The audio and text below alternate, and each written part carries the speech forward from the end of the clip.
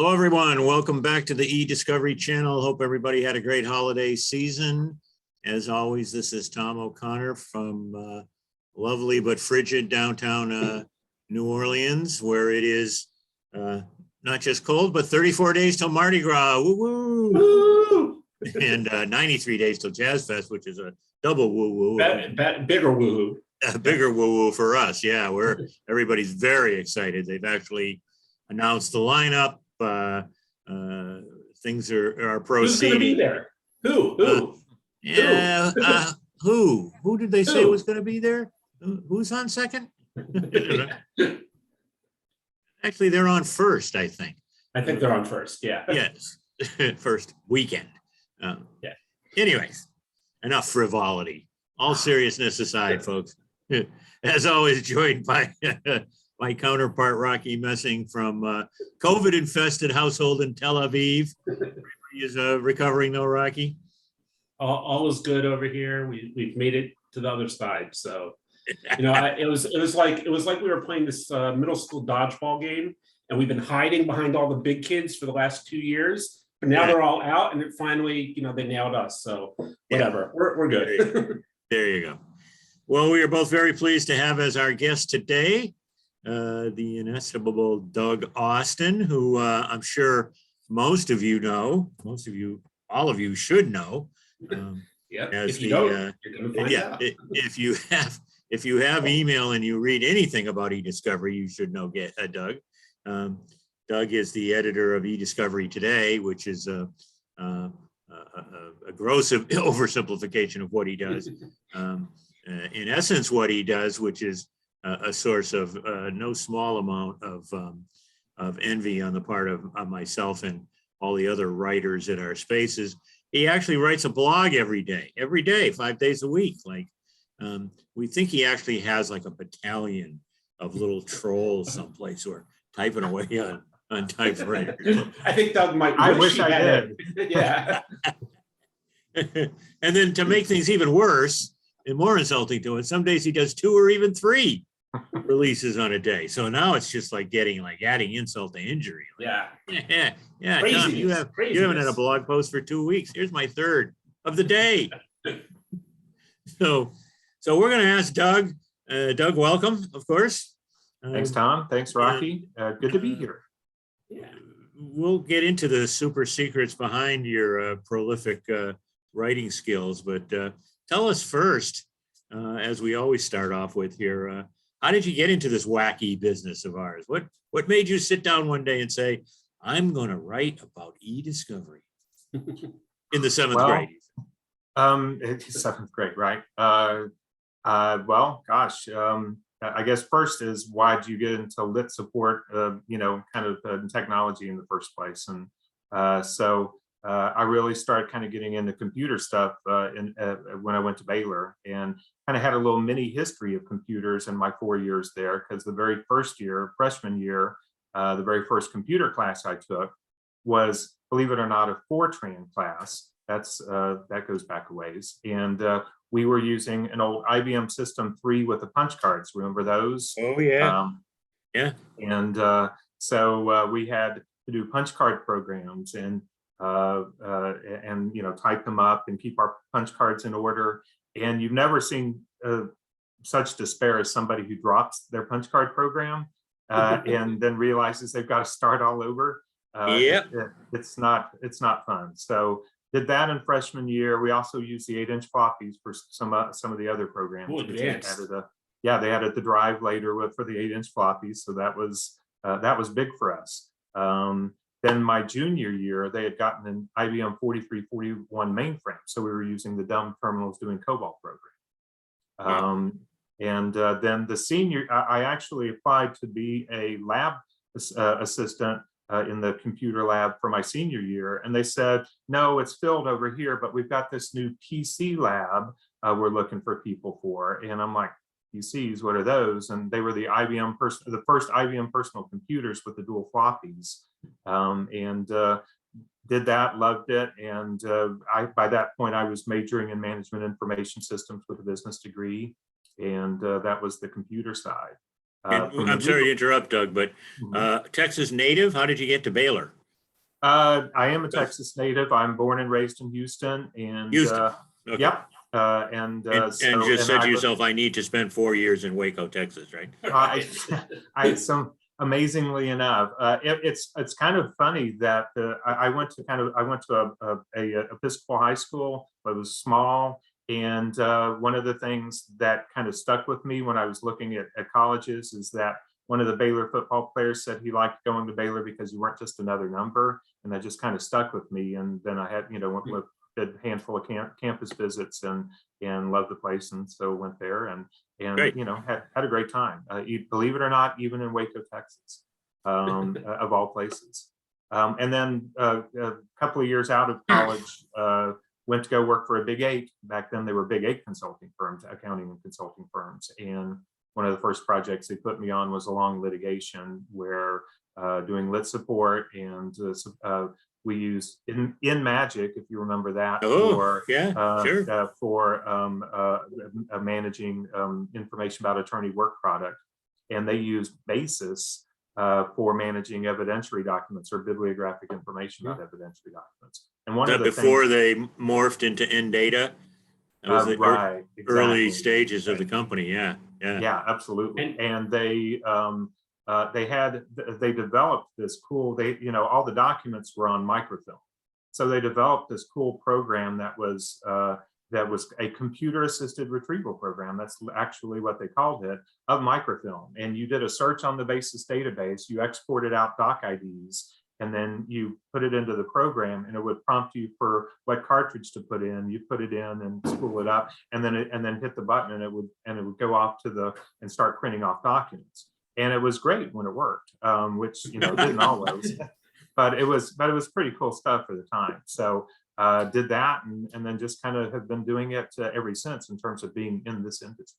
And did you have any background legal at all, any interest, or it's just they put you on the project? It's just kind of one of those things. They said, hey, actually, I was hired for kind of I forget what exactly they called the department, but it was kind of it wasn't called lit support, but it was kind of a legal technical support kind of department at Price Waterhouse. And so, I knew I was going to be working on those projects, and just kind of went from there and enjoyed it and kept doing it. Cool. Awesome. And how did you get into writing? I've done a fair amount of writing over the years, just, various things like anything from user guides to website content or what have you. And when I got to the company I was before, I started EDiscovery today, Cloud9, the CEO, Brad Jenkins, said, hey, we've got a new blog. We need it's all designed and ready to go. We just need content. And I said, great, what's it called? And he said, EDiscovery Daily. And I told him that was a terrible name for a blog, because if it's going to be EDiscovery Daily, you got to do something. People have expectations, right? Right, exactly. So after a while, I thought, well, maybe it's worth shooting for a while to kind of do something daily, and people get into a habit of reading it. And so that was 11 plus years ago, and I've been writing daily ever since. That's awesome.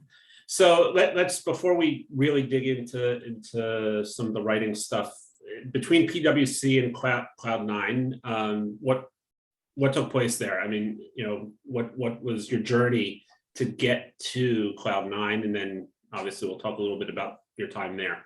Sure.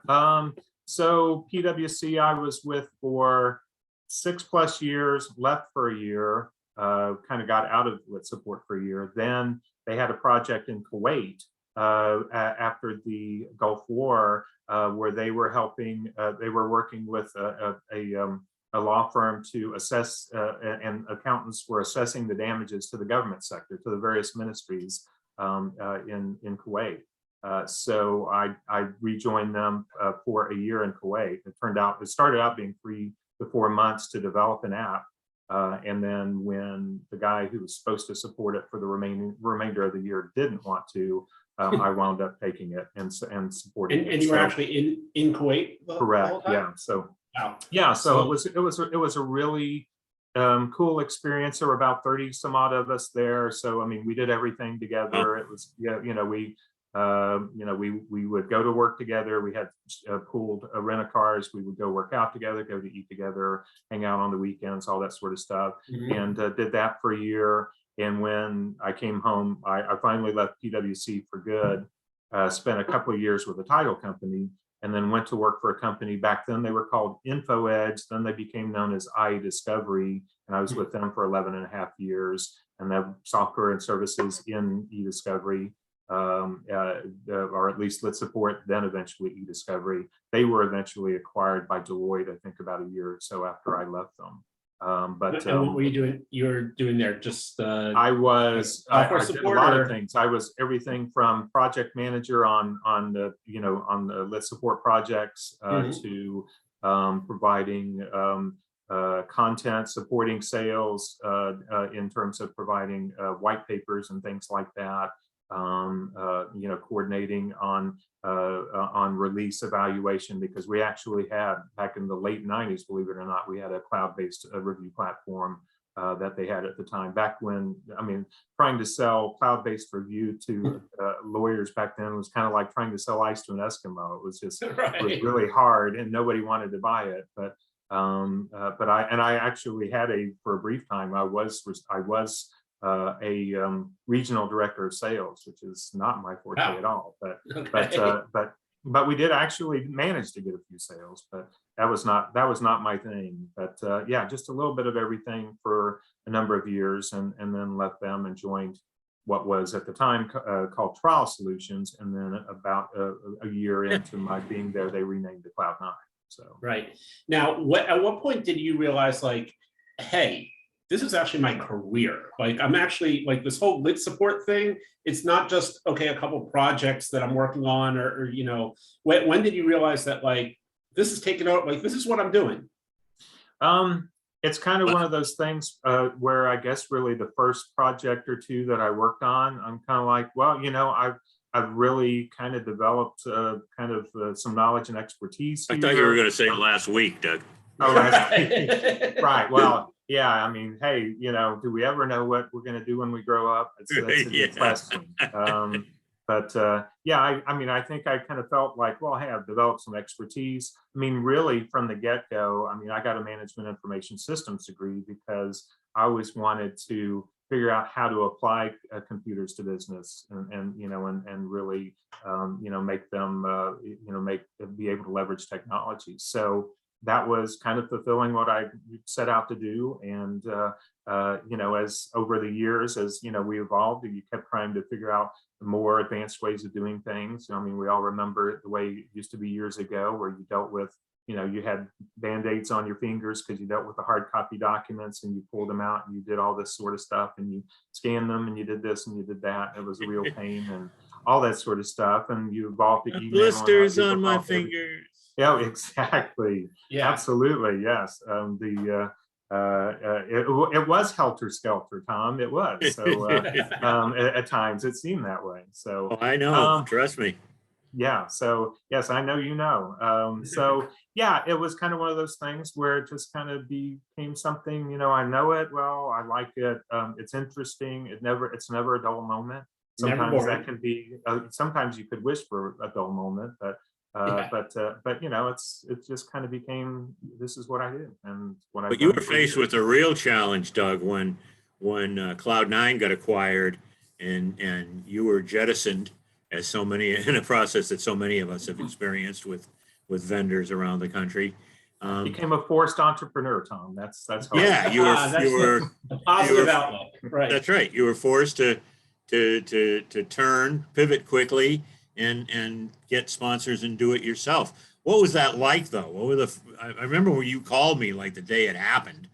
Yeah, absolutely. Yeah, you were because of course you were doing the monthly webinars with me, and you were doing some blog posts, and I told you, hey Tom, I just got let go.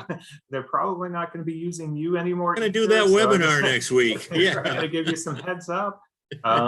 Yeah, so. It's in this business, we've many of us have been there at some point. Oh yeah. But how quickly did you decide that you could do that yourself rather than call up other vendors, or did you and get the Heisman and said, okay, I better do this myself? it was kind of a, I'm gonna, I had probably a year or so before thought, well, if I ever leave Cloud9, I want to start up another blog. I'm going to go ahead and reserve a URL or a domain. So I reserved EDiscoverytoday.com. And so when I left, of course, I'm thinking, well, I'm not sure what I'm going to do, but I reached out to a few people. Mary Mack, Kaylee Walstead, and Craig Ball reached out, came back to me right away and said, we want to help you start another blog.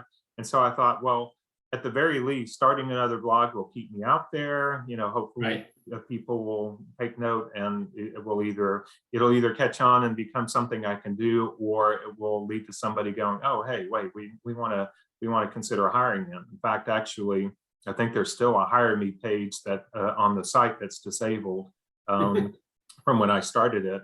But it kind of became a case where first a couple of companies reached out to sponsor. Rob Robinson and Haystack ID they were the first ones, and followed by David Greenham when he was at Rico. And all of a sudden I'm thinking, maybe we can kind of, and the first couple I think were probably more like, hey, we just believe in you, Doug, and they're, it's kind of along those lines, but then it just kind of started to accumulate from there. So it's, building up the viewership and the followers on the blog over the past almost 2 years now has kind of continued to put it into a position where hopefully for companies out there, it's something that really makes sense for them in terms of building their own awareness in the industry. And of course, with everybody, I try to keep the focus on education. So that's the key. What I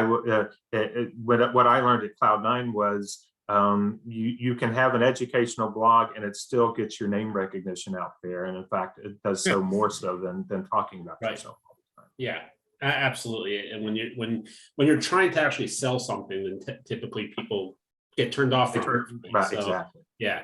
So now when you're putting together a couple questions. First of all, it's still just you, right? There's no one else who's involved in the process, or have you grown? That is correct. I have used I've used a couple of guest post writers here and there. I'm still trying, and I've used my family some. My wife Paige has done a little social media, and my daughter Kylie actually has helped with some video editing. Would love to get to a point where I could build it up and kind of leverage some of the load. But one of the things, of course, content is really key. What I do in terms of both the blog and also content services, and it's kind of hard to kind of push that off and really manage it. It's something I haven't yet figured out how to do effectively. So I'm still kind of working on it. Okay, and so right now you are both writer, editor, content approver. When you're out there looking for something, is there something like specifically that you start off with in terms of like just anything that catches your eye, or are you typically trying to like, oh, today, you know what, I haven't written about case law in a little while, and I'm going to try to find something specific that I can write about? Like, kind of, how does that process work?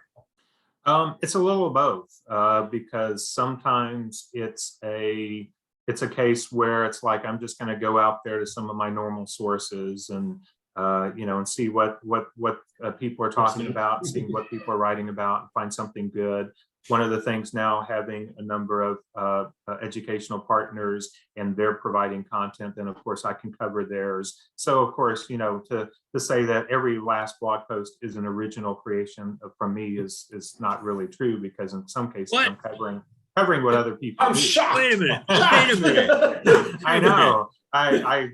But if people want to believe that, I won't stop. No, just kidding. But then sometimes it's like, oh, I haven't done case law in a while. So, Tom and I do the monthly webinar for EDRM. We typically cover 6 cases. So I have to, generally think, okay, over this next month, I got to cover 6 cases and cover them in time so we can, get them out there, promote them, and talk about them in the webinar. so stuff like that guides me, and I've tried to be more rigid now about having a schedule and kind of propose posts that and say, on this day I'll cover this, on this day I'll do that, but then have the flexibility to say, well, this has really come up, I think I want to put this in, bump this. So that's kind of how I've gone about it, and really tried to add a little bit of scheduling, but a lot of flexibility in that schedule. But you know, what's really interesting, Doug, is Rocky, I'm sure you see this too.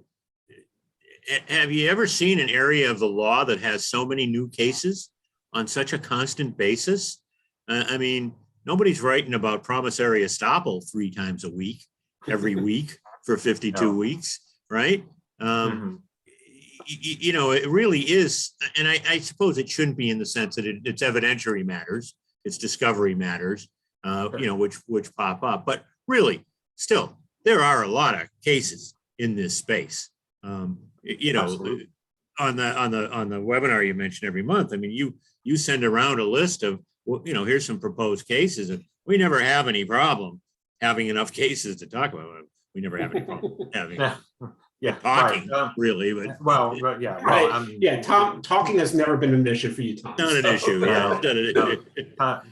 Tom is one thing I know is that I won't have any problem with Tom filling the time. If I need him fill 2 minutes, he'll fill 2 minutes. If I need him fill 5 minutes, he'll fill 5 minutes. But yeah, and the, you know, I review a lot more cases. Yeah. I mean, I'll be honest, you know, of course, as I always say every month, the cases come from Kelly Twigger's EDiscovery assistant site, where they cover hundreds of cases every, you know, month. And so Yeah, it's really, and it honestly, really is. sometimes I'll pull up a case and I'll look at the little scroll bar and I'm like, wow, this is a really long case. I might come back to that one. Yeah. But Yeah.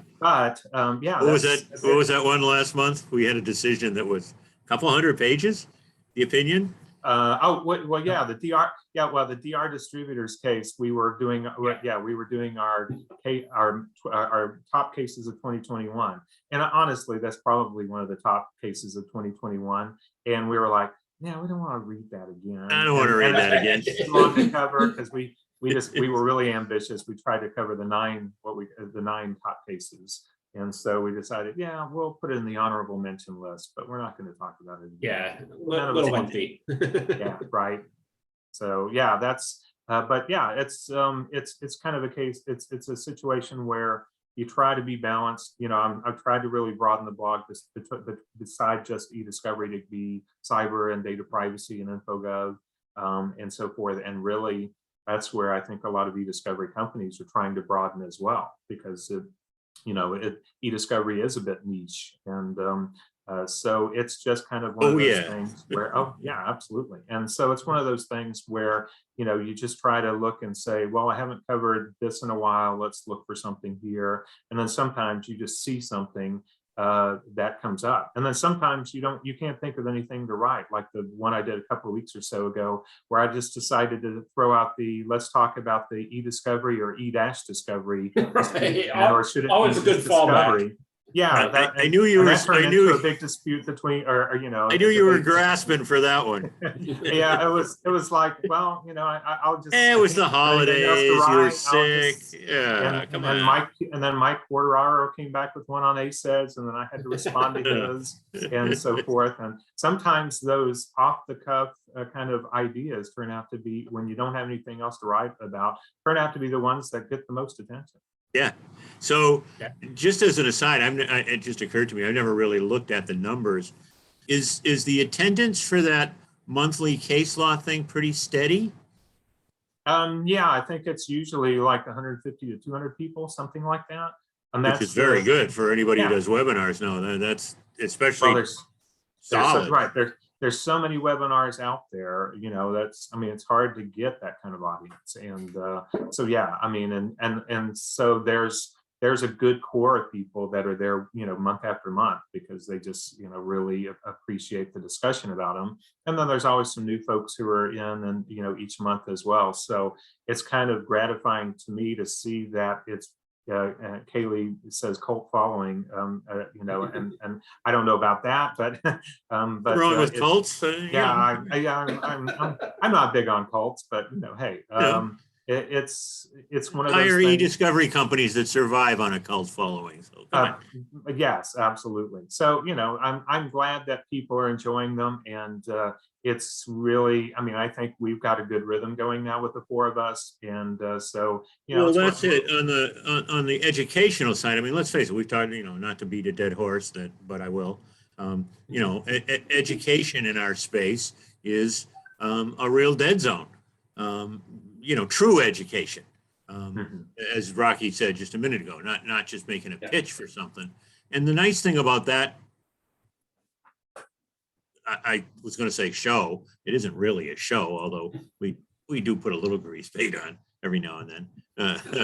But at least from my perspective is, I always read that you put a little blurb up for the people who haven't seen it. You put a little blurb up on the screen, a slide deck of the case with 4 or 5 talking points. But I always in a link to the case. I always go and read the full decision, as I'm sure both Mary and Judge Peck do as well.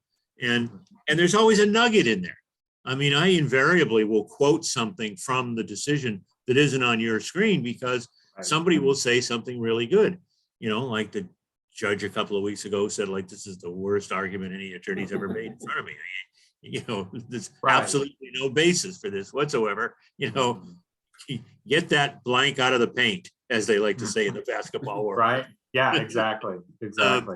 So it is it's not just talking heads. There is some real in-depth analysis, and we'll disagree sometimes about, what somebody said or a position that somebody took. So. Right. Well, and you all come from different perspectives based on your backgrounds. Obviously, with Judge Peck being a judge, you and Mary having different backgrounds over the courses of your career, and me as well. And, there's only so much you can put on a slide.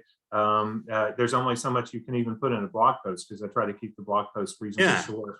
And then there's a lot more in the case itself. Speaking of slides, by the way, I just have to point out that I know Craig Ball just came out with a post about top tips for PowerPoint, and I went through that post of his, and I break every one of those rules. It's not too much text on a slide. I'm looking, I'm thinking case on. Yeah, but yours is different because you're giving a case synopsis, right? Maybe, but absolutely. Yeah, people are looking at that case for the first time in many cases, and you give 3 or 4. You want to give them a chance to read. Right. Yeah. Well, yeah. No, I think I'm just being kind of a little playful with that comment, but you get a waiver. It's one of those things where I think it is a little different in that scenario, and it is kind of something to me. I try to use those slides as something that can be a good takeaway, and kind of and then obviously a link to the post about more, and then of course the great things about these cases, like you said, Tom, is there are these additional nuggets you just can't get to, and some of the things that are talked about in the decision that you and Judge Peck and Mary then can all bring up as we discuss them, which is great. Yeah.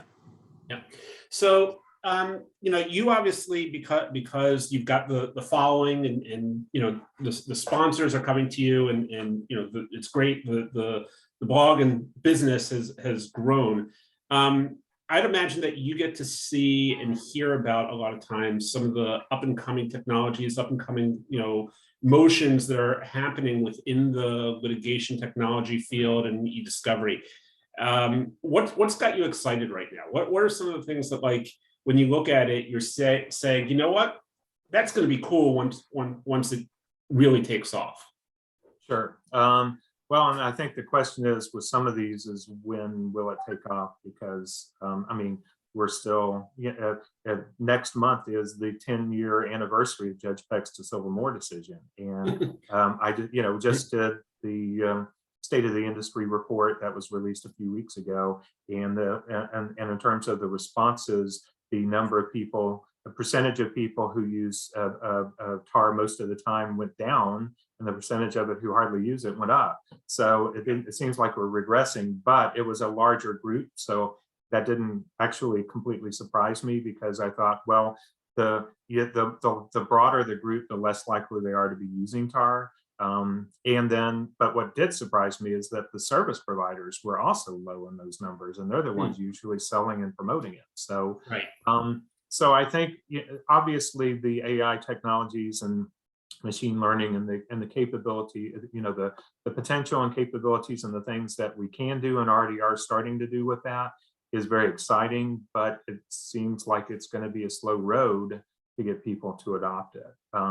So I think that's one of the things that I'm excited to see, but it's going to be, I think it's going to be a slog. I think it's going to almost have to be implemented in a way where legal professionals almost don't even notice it's there. They just they're getting the benefits from it, but not realizing it. And it fits, and the more closely it fits with their current workflows, the more likely they are to adopt it. Yeah, it's almost like it has to go beyond, the buzzwords phase in order to get less attention, but then actually get usage. If only.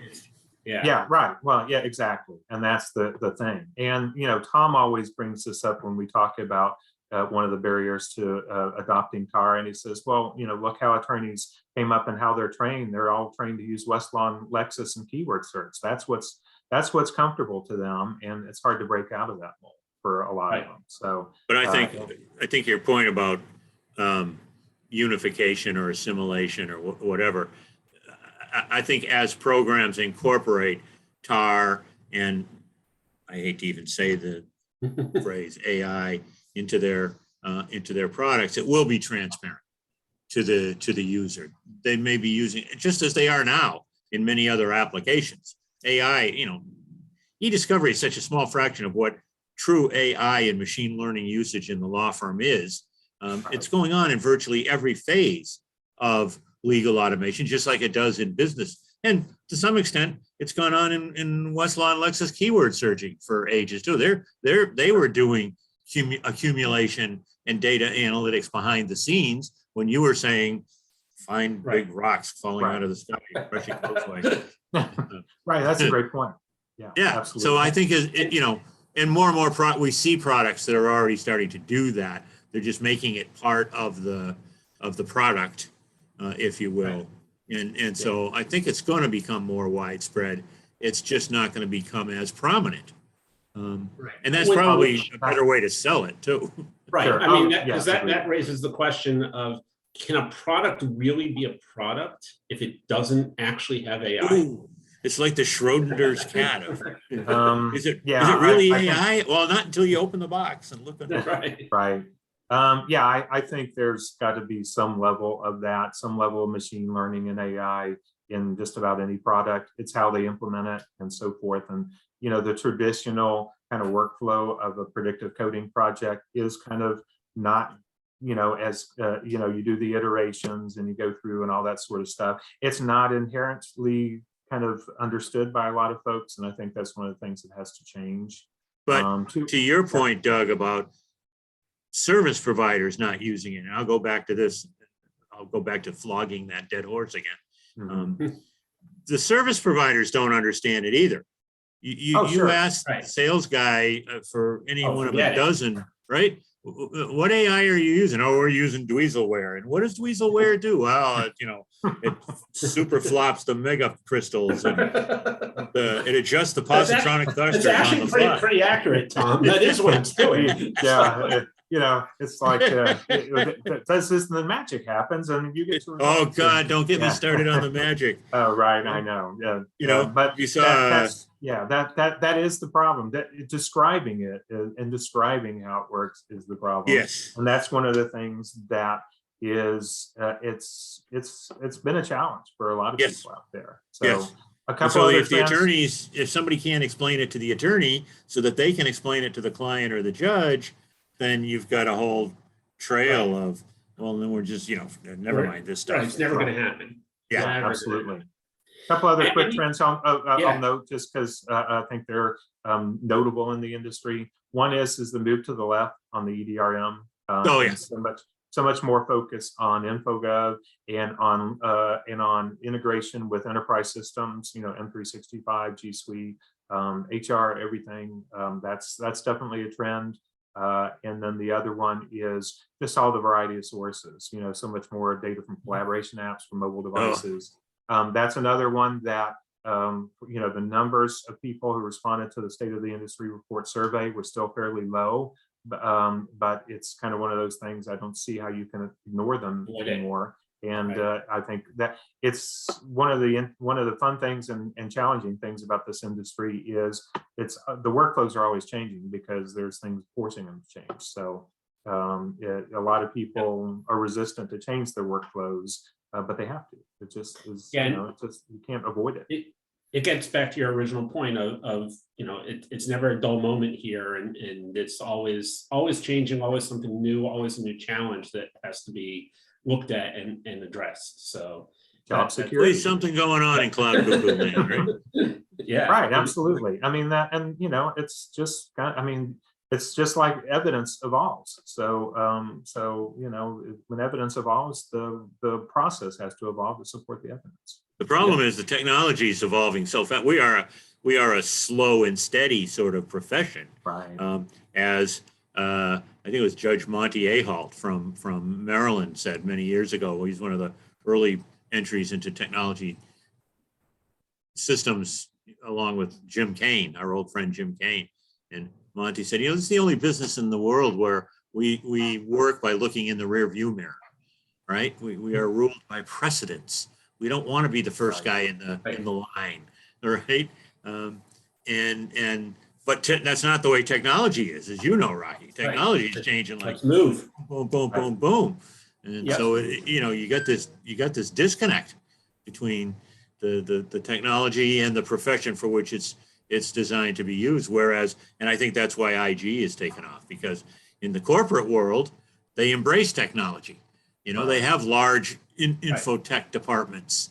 They, you know, they don't mistrust it. And they're willing to spend money and try new technology, much more so than we are illegal. So It's probably true. And of course, there's I mean, it comes down to risk. You know, it's lawyers are trained to be risk adverse, and therefore technology can be scary at times, but that's, you know, what we're all here for, to make sure that it's not. So Right. okay, we've got a couple of quick rapid fire questions for you that have absolutely nothing to do with EDiscovery. all right. That we're gonna see how you do on them. And What's the then, capital of Bolivia? I don't know. There we go. That's There we it. go. Scratch the Check. whole chat. Check. The chat's done. Yeah, geographical knowledge is not my strong suit, at least in other countries. So, Work from home or the office? well, for me, work from home, and I think I mean, it just makes so much sense for a number of people in our industry, especially because the work we're doing, we can do, and certainly the pandemic showed that. Everybody quickly found a way to do it from home, and it worked fine. So I think, and you're going to not see too many people go back to the office. It's going to be a fraction of what was there before. I tend to agree. What's your favorite movie to quote? Ooh. Favorite movie to quote? Wow. Well, I have been on the blog. I have been using Anchorman a lot recently with that escalated quickly, because that's always a good one to throw back to. And then Forrest Gump. Forrest Gump, of course. You know, it's there's always great quotes for Forrest Gump. You know, it's like, that's all I want to say about that, or stuff like that. Right. You know, those are a couple that come to mind. Okay. And Chicago style or New York style pizza? Oh, Chicago style. I will say that because I've been to Relativity Fest a couple of times, and I think it's Lou Minaldi's or whatever. It's that's around the corner. Yep. Really good pizza. Now, really filling, and you can't eat very much of it, No. but it's really good. Well, I don't know about that. Well, Tom's like, I managed to pack it away. The first time I ate there, I ate half the pizza, and the next day I paid for it. So Yeah, right. Right. But it was good. Okay, and last one: Star Wars, Star Trek, or I'm not that big of a geek. I am I'm not a big geek when it comes to a star list, when it comes to kind of, galactic kind of movies or whatnot. I would say that in terms of the movie, I have seen the Star Wars movies. I haven't seen all the Star Trek movies. Okay. There was the old Fair. Star Trek movies. There was, I think it was the first or second one back with the original cast. And they had this long scene panning the Starship Enterprise, and I fell asleep to it. So Right. it's just like, it's this, symphonic music, and they're panning it. And so that was probably, That was it. Those it. movies weren't for me. One of my favorite movie lines, though, comes from one of those early Star Trek movies where there's a character who is saying that he's God, some sort of alien who's saying he's God, and he's calling them in, and he wants the Enterprise. And finally, you see the light go on over William Shatner, Captain Kirk's eyes. He goes, excuse me, why does God need a spaceship? Right. That's a good one. Yeah, that is. Yep. A good one. Okay, Tom, take us out with the two final questions. The two final questions, another quick fire question. Stones or Beatles? Oh, well, you guys haven't been noticing my cup here because Oh, I have, Rob- but I asked the question anyways. Yeah. Yeah, it's Beatles. Actually, Rocky, I'm connected to Rocky on Facebook. Rocky, I remember a couple of years ago, you shared a Beatles concert from Spain, I think it was, like old black and white footage and whatnot. I was mesmerized by that. I was also really shocked that the stadium wasn't full, which was really surprising to me. It was crazy. I don't know why that has never seen the light of day. I mean, it's out there on YouTube, but no one. Yeah, it only had like a couple 100,000 watches. Because everybody in the Beatles cult is brainwashed, and they don't want to show anything negative. Well, and I mean, I have to mention, I've watched the Get Back a documentary on Disney Plus about 1.5 times now. So some people are like 8 hours, that's too much. Well, I couldn't get enough of it. So I thought it was too much, and it could have been pared down. On the other hand, I found some of it fascinating, especially the watching, because I can't carry a tune in a bowling bag. Watching how they constructed songs and the interplay between and among the musicians. Watching McCartney while they're waiting for Lennon one morning, kind of strumming on his bass and humming to himself, and all of a sudden 20 minutes later they're singing Get Back. Right, exactly. Right, like he just said, like, he's in the shower that morning going oh yeah. But Doug, that they're doing IMAX premiere of the this week or next rooftop concert, right? I just saw that. So one of the scenes, Harrison comes walking in again one morning and says, I was watching the news last night about the student riots. I saw it on TV, and I wrote a song. And it was like, I forget which one it was, one of the Harrisons on, but I'm thinking, yeah, that happens to me all the time. I'm watching the news and I jot down a song that becomes an international hit. Well, when you're a musician like that, that's what you do, I guess. And I mean, I love the Stones too. So, but that, to me, that's just I was fascinated by their songwriting skills, their ability to craft and when you look back over their history, I mean, they evolved. I mean, you had four people who obviously went on to have solo careers, and they were all creating good music, and it was all varied and all different, and so it's hard to argue with them.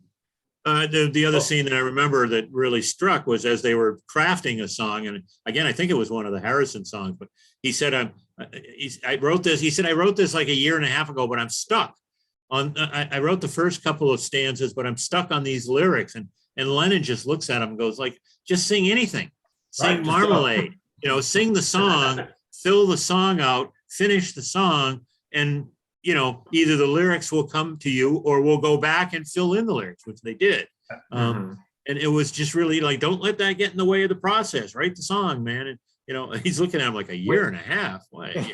Right. Yeah. Well, and that's which kind of shows you how sometimes people get so focused on, these lyrics really mean, and the magic of them all working together to do that, even with like that scene with Get Back, as McCartney is strumming that, all of a sudden Harrison strolls over and sits down and picks up his guitar and starts playing, and Ringo comes over and sits down and starts hitting on his legs, he starts beating out a rhythm and Yeah. kind of inventing the rhythm track for that. I'm going, this is just magic. Yeah, Yeah. that was really cool. The Yeah. other thing that I found really, so you had that rooftop concert, and you had that really young cop who was trying to stop it. And I'm thinking, little did he know, 52 years later, he's going to be on a documentary. And they actually, he was like 19 at the time. I think he's like in his early 70s or something. And they interviewed him, and he said, yeah, I don't mind being I was doing my job. And I would do it today. That was my job. That's what I was supposed to do. But I'm thinking, how about that, being immortalized as the cop who was trying to break up the Beatles? Yeah, as the Blue Meanie. in homage to your cop, he was the ultimate Blue Meanie. Right, exactly, absolutely. So our last question, Doug, and you can breathe a sigh of heavy relief when you hear those words. Our last question for you is, if you could spend a day with anybody from our profession, living or dead, doing anything you wanted with them, who would it be and what would you do? Yeah, it's a good question. I know I've seen a couple of your other interviews, and a couple other people have mentioned Browning, and believe it or not, I never met Browning, and I feel Really? cheated. I never did, and I feel cheated that I never did meet him. Wow, because I've that's heard so many amazing, because people. he was everywhere. He appeared in every Yeah, and I friggin' just show. it just never seemed to, whatever the case was, I just never got connected with him. So Wow. so many things I've heard of people talking about him. I wish I had met him, because he obviously sounds like a great guy. I know you knew him very well, Tom. So he'd probably be kind of a knee-jerk kind of answer, because he's someone I didn't meet. In terms of people I did meet, it's hard to say. I think one of the things I really enjoy doing is talking about, whether it's talking about our industry, talking about sports, talking about music, whatever. I love hanging with people and talking about, stuff that I like to say. I'm my head's full of trivial information, so I enjoy doing that. And so it's hard for me to pick somebody who's still with us, but I certainly do wish I had met Brown. It's one of the, that you say that, I've said this before, but one of the great things that used to happen at the old ABA Tech Show, when it was at the Sheraton on the river, across from the Hyatt, right, where they hold it now. Yeah.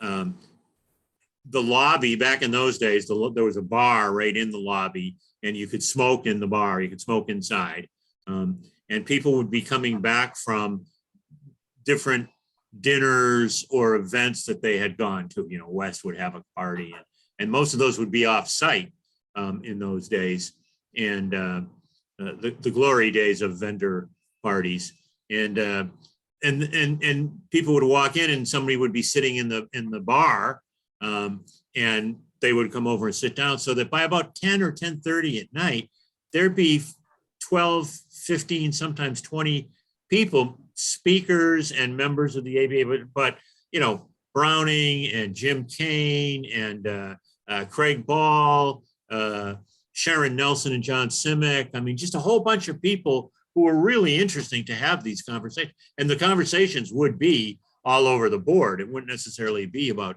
technology. It would be about politics without beating each other up. And, it wouldn't get vicious. We get vicious on other things like people's style of dress. Or Jim Kane was incensed because I was growing my hair out then. And Jim had a hairline that looked somewhat like mine, and he would just, "What are you growing your blankety blank hair out? You look like a blankety blank hippie." Blah, blah, blah. Jim had Jim and Browning both had a colorful vocabulary, and I would just pause for a second and kind of go, "Well, because I can, Jim." Yeah, I was going to say. some people can't. So yeah, if you got it, flaunt it. So, yeah. But I remember that was really a highlight of the show. That hanging out in the hanging out in that bar area and just having great conversations about everything under the sun. Anything. It was, Yeah. I could ask that question, Stones or Beatles, and we'd be off to the races for an Yeah, hour. Absolutely. Well, and that's the thing you can't replicate with virtual conferences. Why Yes, so many right. people, in the report said, yeah, they still do want to get back to an in-person conference at some point this year, because that's the kind of stuff that really makes it just enjoyable. I mean, yeah, you Makes the go connection. you go to the sessions, you learn about the technology, you have the meetings, but it's those connections that you make that you Yes. just can't replicate any other Absolutely. way. Like Bruce Absolutely. Springsteen said, it's all about the human touch, right? Indeed. Well, Douglas, thanks. Yeah. So Yeah. I tend to be kind of not an introvert, so even I like it. Yeah. Doug, thanks so much for joining us. It's always great, and hopefully we'll be, Thanks, Rocky. knock on wood, hopefully we'll all be seeing each other about a month from now at the Hopefully. postponed Legal Tech New York. We, of course, Rocky, by we, I mean Rocky and I will be holding court at the Carnegie Club one night with At least one night. We'll see. at least one night. I'm shooting for two for sure. Yeah. I don't know if you know of the Carnegie Club, Doug. It's a what used to be a private club right next door to Carnegie Hall. The back Right. entrance is on the back of Carnegie Hall. No, it's across the street. Yeah, across the street from Right. Carnegie Yeah. Hall. And it is now basically a cigar lounge, and it has food as well, sandwiches and sort of a tapas type menu, appetizer. Nice comfy chairs and But it's classic. It's the big chairs and couches, the walnut paneling floor to ceiling. It's really a fun setting, unless you, of course, hate cigar smoke, in which case it's really you awful. might not want to be there. I want to meet it. Well, Tom, to be exposed to your charm, people can put up with a little bit. Oh. Well, the last live Legal Tech, it used to be like I would meet Rocky and his brother Shimmy, and we would go over there and chat for a while. And sometimes somebody else might pop in. I think Henry Dicker might have joined us one year. I don't know. But the last show, which is 2 years ago, We were up to right? 15 people, something like that. Yeah, 15 we started people, saying meet you at the Carnegie. All of a sudden, I remember David Horrigan was there with a couple of relativity guys, and people are just like, all right, it was great. Yeah, it was fun. Yeah, count We're me gonna try in, to- because yeah, We're going I'll to try be to there- recreate that again. Yeah, I'll Awesome. be there in New York, so count me in. And of Good deal. course, we all know how to get to Carnegie Hall, right? Practice, lots of There you go. practice. Practice. Yes. Good one. Anyway. All right. Thanks, Thanks Doug. again, Doug. Thanks, Rocky. Thanks everybody for joining us. Stay healthy, and we'll see you next time on the EDiscovery channel. Thanks, guys. Yep.